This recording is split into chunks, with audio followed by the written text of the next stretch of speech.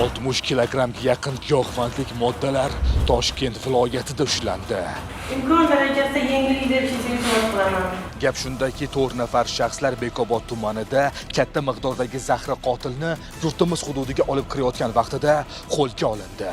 Jinoyat ishlari bo'yicha Bekobod tuman sudida mazkur holat bo'yicha sud ishi ko'rib chiqildi. Panjara ortida o'tirgan shaxslar 1985, 1989, 1996 hamda 1997-yilda tug'ilgan erkaklardir. Ular moddiy manfaat evaziga katta miqdordagi giyohvandlik moddalarni ko'k rangli bochkalarga joylab olib o'tmoqchi bo'lishadi.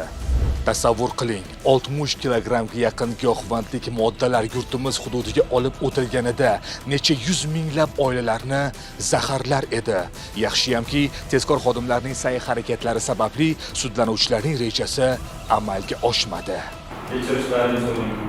Iloji bo'lsa, qamoq bilan bog'liq bo'lmagan boshqa bir yengilroq jazo berishingizni so'rayman.